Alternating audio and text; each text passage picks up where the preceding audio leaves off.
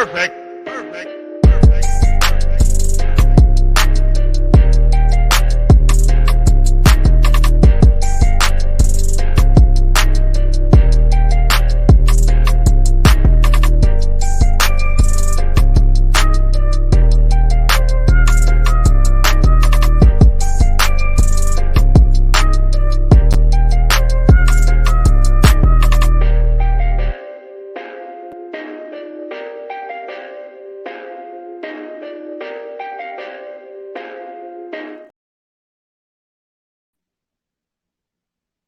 All right, everybody, what's going on? How y'all doing? Welcome to today's edition of SWAC Talk. Of course, this is the show we cover the SWAC inside and out, and I am your tour guide around the SWAC. C. Wells coming at you.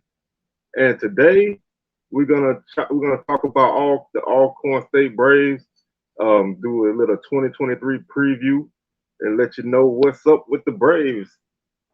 Last season, Alcorn kind of had a pretty good. They look like they were on a good path and had a stretch in the middle of the season where they ended up losing 3 straight and ultimately finished out of the running for the SWAC championship, the SWAC West Division and the whole 9. So this season, the Braves feel like they can make it back to where they were before, which is being a contender with division and a contender for the SWAC championship. And a lot of people feel the same about that. So I'm going to share my thoughts on where this team is. So, but before we do all of that, as usual, you can check out the socials, which has all our preview dates listed for each upcoming team and their preview for the remaining teams that are left. You can check that out on the socials. So Facebook is SWAC Talk, Instagram, SWAC Talk, Twitter, SWAC Talk 76. Also, don't forget you can hit that join button and become a member of the channel. There's a lot of great perks on there. You can check everything out. You can do that. Also, make sure you hit that like button, hit that subscribe button, man. We really getting close to that 1K, man. That's something that I really wanted to do once I started this. So hitting that 1K would be a big boost for me personally, and I would definitely appreciate it. And lots of thanks to everybody who's already subscribed and those who will subscribe in the future. Also hit that super thanks if you want to show a little love to the show. Also be much appreciated, and hit the notification bell to be alerted to when videos drop. Got a couple things coming this week, so you don't want to miss that. So hit that notification bell. So let's go ahead and let's talk some Alcorn State Braves. This team is a team that really had that, like I said, last season, they had their chances to kind of make some things happen. Ultimately came up short in the end, but they're back now, at least in my opinion. Last season, this team finished 5-6, 4-4 in conference. Like I said, a 3-game losing streak in the middle of the season really cost them a good opportunity to make it to the SWAC championship game. Last season, they developed a star at running back in Jarvion Howard, Agent Zero, as everybody like to call him, myself included. Ultimately ended up leading the SWAC in rushing at 1,275 yards and 12 touchdowns, average 5.1 yards per carry. Had a longer 78. Guy has speed. Guy definitely has power. I've heard he added a little bit more speed to his resume. So he will be an even bigger weapon. You still Nico Duffy was the second leading rusher. He was the starter the previous season. So he ran for 335 and 1 touchdown. And then you have Javante Leatherwood as that third back with 312 yards and 2 touchdowns. So there's no shortage of running attack for Alcorn last season, and I think it's going to be the same this season. Aaron Allen was the quarterback last season. He ultimately played in 8 games, went down to injury, missed the last 3 games of the season. Was having a pretty solid season, not spectacular. Finished with 121 completions, 194 attempts, 8 touchdowns, 7 interceptions, 1,424 yards, completed 62% of his passes. So he was definitely a guy who was pretty steady, and the bulk of those 7 interceptions came in that 3-game losing streak. That's when those turnovers kind of became a bugaboo for the team. Montario Hunt is the leading returning receiver, and he also led the team last season. 23 catches, 489 yards, average 21.2 yards per catch. That's a deep threat. That's a guy that's going to take the top off a defense, and 3 touchdowns. So y'all would expect to see his numbers go up this season, and I would not be shocked at that. Defensively, this team was very, very good. They rebounded from a kind of subpar 2021 season to become one of the top defenses in the SWAC. They were 5th in scoring defense at 24.9 points per game. They were 4th in total defense, allowing 325 yards per game, 5 yards per play. Rushing defense, they were 4th as well, allowing 131 yards per game and 3.4 yards per carry. Passing defense, they were 6th at 193 yards per game. Opponents completed 58% of their passes. They had 14 touchdowns, 8 interceptions. And the best thing Alcorn did as a defense last season was rush the passer. This team finished with 39 sacks on the season, including 10 against McNeese. So, and they were a team that kind of did it by committee. They didn't have like the one guy who just went ham. Now, Malachi Bailey was the top dog in sacks with 9.5 on the season, but you also had Cherilus, who is no longer who is no longer here, finishes the eligibility, but he finished with 6 sacks. Terrence Ellis, who is the leading tackler on the team, who returns, he had 4 sacks. So there, you can go down the list. There's tons of guys that register sacks on this defense, and that's, to me, gonna be one of the things to continue to look out for Alcorn, as they make their way into this upcoming season. This team is experienced, returning, by my count, returning 16 starters with an asterisk. I counted Allen. I mean, he is a starter. He started last season. A lot of people feel Tyler Macon's going to take that job. So right now, I'm putting him as an asterisk because he was the starter. He may not win the job, but he was a starter. So this team returned 16 starters, 8 on offense, 8 on defense. That's experience. That's a team who is hungry, who wants to win, who knows what it's like to get, to come up short in the middle of the season, know they need to finish the job. And they, that's why a lot of people feel they're going to be in the mix. Jarvion Howard obviously is the straw that stirs the drink, like they like to say. Montario Hunt is the big play guy. Tyler Macon, I mentioned him earlier. He's a transfer from Missouri. He was a 4-star quarterback, Elite 11 camp quarterback as well. So definitely a guy who can run and throw, and that's going to maybe open up a few more things in the offense. Had a great spring game, lot of rave reviews. So you got that building up. That's something to keep out on for. Like I said, Nico Duffy is another guy who was a star. Ultimately got passed by a really, really great running back, and that gives you a tremendous second guy.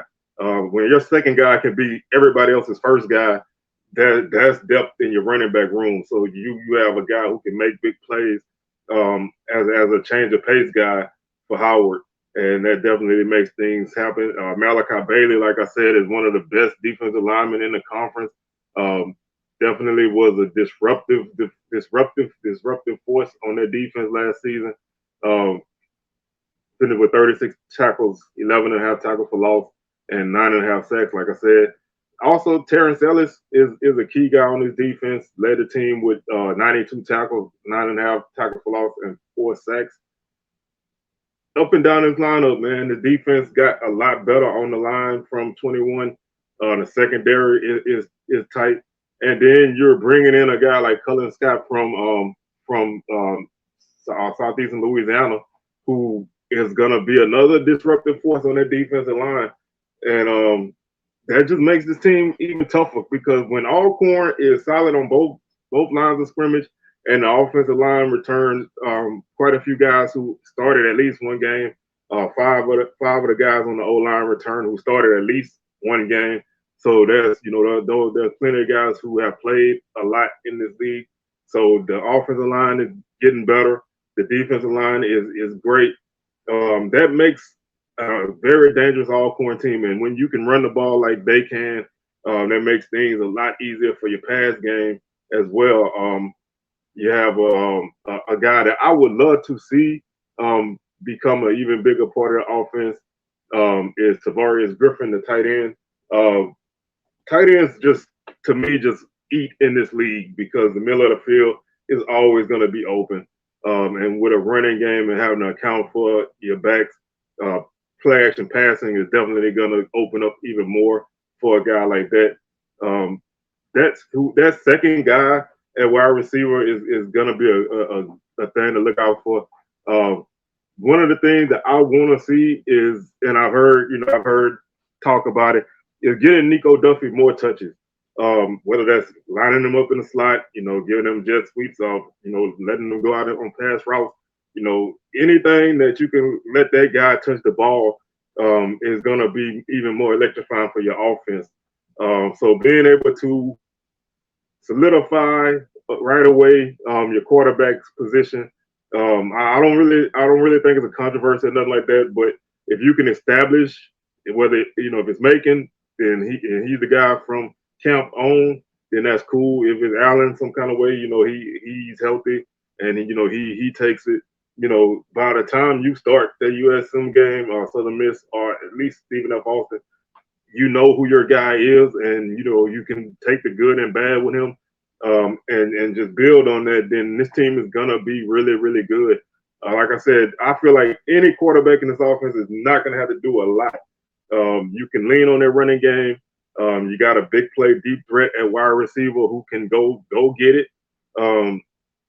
That makes a lot of things open up for everybody else. So a decisive quarterback that makes good decisions and doesn't force anything is gonna be a great weapon for this team. The special teams unit was not really, they weren't really flashy last season. They had some issues at punter, so they bring in Darbone from Prairie View as a punter, and they also bring in another kicker, Franklin Rogers from Charleston Southern. So there's a couple guys coming in to make that happen. The return game, I think, could be better. Last season they didn't really have a great kick return game on either aspect. They were 10th in punt returns, allowing averaging 3.4 yards per return, and kickoff returns. They finished last in kickoff returns. They averaged 13.4 yards per return. So those numbers definitely can improve. That's extra yardage for your team. If you can find a way to, get yourself a few extra yards and start at the 35 instead of 25, then, that makes it easier for your offense. And it makes it easier for your defense if your drive stalls. If you can get it close to midfield before you punt, then you got a great chance of pinning the opponent back in their end. This team was last in net punting.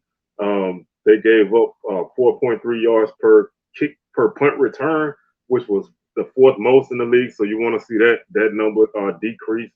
You want to see a better, just all around better special teams. I think that's one of the things that'll help you become a better team as a whole. So special teams is probably the one place that I look and I say this is going to be a key factor to this team. The offensive line, if they can continue to get better and they protect the quarterback well, that'll definitely help a lot. You don't want your quarterback feeling too much heat. Last season, this team they allowed 31 sacks as a defense. As an offensive line. So you want to definitely cut that down. And with a quarterback who is talented but not super experienced, you need to make sure that he gets the ball out of his hands quick. You got to make him feel comfortable and keep the offense flowing. One thing, even with the weapons Alcorn had last season, One thing I really want to see improve, and I mean, obviously, if you're an Alcorn fan, you want to see it improve, is scoring. This team scored 20 points per game, 20.7 during the season. That's not gonna really cut it. Even if you switch over to conference numbers, they only scored 21 points per game. They were that's tenth in that's ninth in the league in conference only stats at 21.4 points per game, and overall that's basically ninth again at 20.7. So you had less than 1 point less than 1 point improvement from conference play and overall play, which a lot of times you have a bigger jump because teams play money games and things like that. But this team definitely needs to be able to put more points on the board. That's obviously going to help you win more games.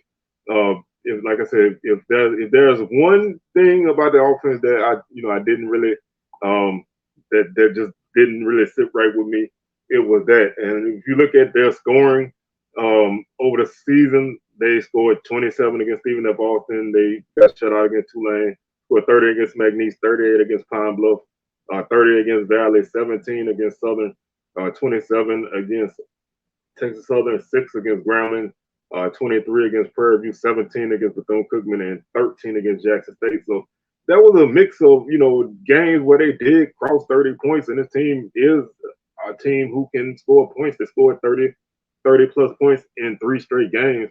And then by the middle of the season, those numbers really went down.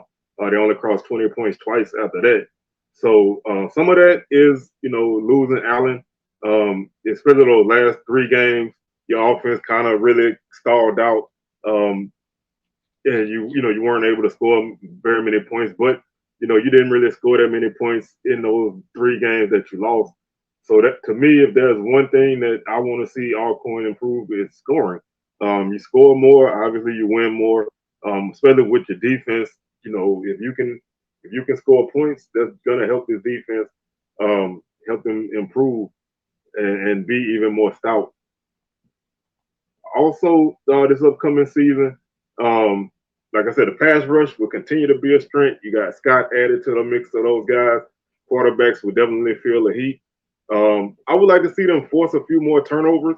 Obviously, there is some luck to turnovers, especially fumbles. The ball can bounce, any kind of way. But you can still, get a hat on the ball or hand on the ball and force a fumble. You can make great reads on passes and get interceptions. So I would love to see them get more turnovers as a defense. Like I said, they finished with 8 interceptions. They did have a plus, I think it was a +1 turnover margin. So at least you were on the positive side of that. If they can get, 10, 11 interceptions, force a couple more fumbles, recover those fumbles that you forced, that will help them also, especially in field position. Especially if your return game is not as great as it should be, then any way you can get those hidden yards, whether it's turnovers or forcing 3 and outs, that definitely helps your offense. So it all goes hand in hand. Each unit helps each other. And this team definitely needs to get help from both sides. Third down conversions, Alcorn was a middle of the pack team on offense at 35%. Defensively, they were also at 36%. So both, offense did a decent job of converting third downs. Defense did a pretty solid job of, getting teams off the field. Alcorn was actually one of the highest percentage teams in 4th down conversions at 50%. They were 9 of 18. So, half the time you convert. Didn't really, they were in the middle of the pack in 4th down attempts. Defensively, their opponents converted 44%, 8 of 18. So that's a number you would like to see go down. 4th downs are kind of iffy. You never know when teams are going to go for it. Sometimes they catch you off guard. The last thing I would say about this offense is continue to stretch the field, whether that's with play action passes, using your tight end down the middle of the field, using a guy like Hunt to continue to go deep, anybody else that you can have as a deep threat, continue to stretch the field, open things up, make defenses have to start to account for everything and not just load up for the run game. Which if they do that, then you can definitely punish them. Moving over to the schedule. This season. Oh, sorry, that's the wrong one. Did I get this right?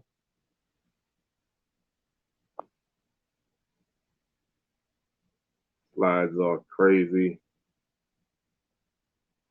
All right, here we go. Season starts off at Southern Miss on September 2nd. Um, like I said, money games, you definitely want to approach them as games that you want to win. You want to go out there and play well. It's going to be a tough one. Frank Gore is a really great running back at Southern Miss that's going to test this defense. I just want to see the offense continue to be consistent, and whoever plays quarterback, I want to see them, put together some drives and get the offense, going. Whatever happens in this game, it happens. That's the way I approach money games. I always want to try to win, but whatever happens, happens. Hopefully, you can make some good progress and see some good things from your team, because the very next week, you go to Nacogdoches, Texas, to take on Stephen F. Austin. This was a game Alcorn should have won last year. This season, you're playing a team who did lose a lot of guys, so maybe your chances of catching them early in the season is great. Games like this, I'm always SWAC. So I think I'm picking Alcorn to win that game because SWAC needs non-conference wins in the worst way. Very next week, they come home September 16th. They take on McNeese. Finally got the McNeese monkey off the SWAC back, and Alcorn the first team to beat them. Hopefully they can do it again. Should be a pretty good atmosphere at home opener. Offense, if they're clicking, they should be able to score some points defensively. They showed that they can stop McNeese last season. I think they'll continue to do that again and get another victory, sending them into SWAC play with a record of 2-1. Open up home slate at in-conference play against Prairie View on September 23rd. This is an interesting game. This is honestly a toss-up game to me.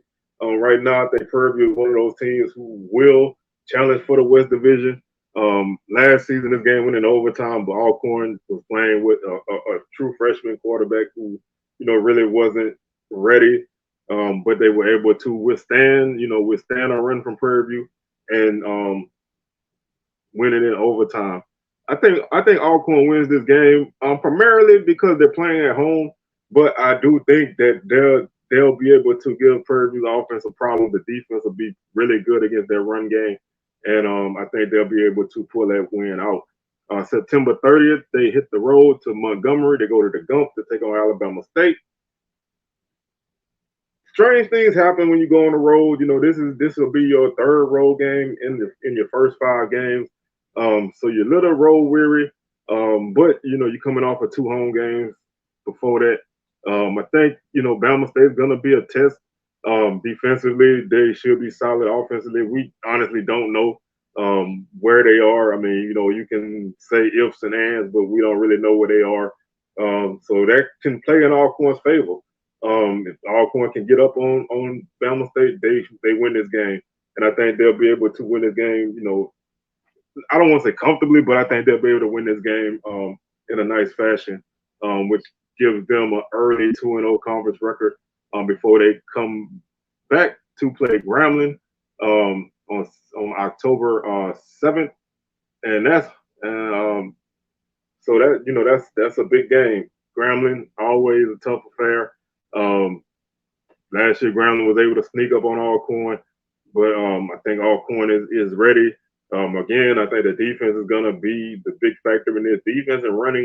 Defense and running game are going to be the keys to this team, and I think they'll continue to make some things happen for this team, and they will win this game against Grambling, sending them into a nice little stretch after an off week on the 14th. You got a nice couple game stretch at Pine Bluff. That should be a win for you. And at home against Valley on October 28th. So October 21st and 28th, you play 2 of the lower teams in the conference. Should be a chance to kind of, get yourself going. You're coming off a bye week with 2 games like that before your stretch run. You should be able to pick up wins there in both of those games. giving you a 4-0, giving you a 5-0 record in conference play at this point. Looking really good for a West Division championship. You come back on on November 4th, and you host Southern. Southern first time in Norman since 2019 when they played there twice and lost twice. Alcorn and Southern is a very interesting matchup. Southern won the last two games in Baton Rouge, both by single digits. Alcorn has a lot of success against Southern and Lorman. Southern struggles in Lorman no matter who's on the team, no matter who's the coach. For whatever reason, Southern doesn't really win that often now. They only won there in 2016. That's the last time they won in any period of time. So this could be a game that could decide the division. It could shape up the division. It could eliminate somebody. I like Alcorn in this game strictly because I'm a person who kind of needs to see things happen before I say, that it can happen. I'm like that with losing streaks. It's hard for me to pick a team to break a streak if it's a long streak because they haven't done it. And Alcorn is just one of those places that Southern routinely struggles. I do think it's going to be a great game. Like I said, obviously really early, to make any kind of, evaluation of this game, but I think Alcorn will win this game as we sit here right now on whatever day this is, July 9th. I think that's right. But I think that this is a game that will be a very, very interesting game, and that leads into a game that it's not a trap game. I don't want to call it a trap game because to me a trap game is a team who is not that good. That's the game before a big game. This is a tough match. This is a tough game for Alcorn against Texas Southern on the 11th of November. You're coming off of a game against Southern, win or lose, that's going to be a physical game. You're coming off of that game, and you got Jackson State the week after this game on November 18th, which could be a preview of the SWAC championship game.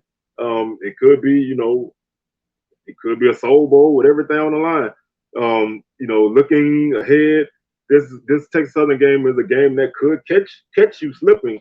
That's why I picked this game as a loss, not necessarily because I think Texas Southern is really greater than Alcorn. They did beat them last season, and I think TSU will be even better this year. But I think this is maybe one of those games where you get caught with where this game is at on the schedule. You're coming off of Southern, which again is probably going to be a physical game. Most likely be an emotional game. These games are emotional between those two teams in a good way. But coming off of that game, can you maintain, your momentum from that Southern game? Can you keep that going against a hungry TSU team who could be also in the mix for a championship berth? And that's why I picked that game as a loss, mainly because of the trap game. And then I picked them to lose to JSU and win the rematch in the SWAC championship game. So I got Alcorn finishing at 8-3, 6-2 in conference. I don't see this team as having a bad season in any way, shape, or form, no matter how I crunch my wins and losses. My floor for them is 6-5. And I think that's strictly primarily, if they don't win, if they don't do well in the non-conference, and then those toss-up games that I picked for them, if they go the other way, I can see them finishing at a 6-5 record. 9-2 is the ceiling. Obviously you can. If you were feeling froggy, you could say 10-1 if you were feeling froggy, but I'm not froggy. I leave that to my boy G and the rest of the real Braves. So I'm not a Braves fan, but I rock with y'all, and I see 9-2 as y'all best case scenario. So I meet kind of in the middle with 8-3, 6-2 West Division championship. SWAC, I think could go back to Atlanta. If this team makes it to the championship game, I think they got a great chance of going to Atlanta. So I think this is going to be a very successful season for Alcorn. Didn't even mention the advantage that this team does have on the sidelines with Coach McNair.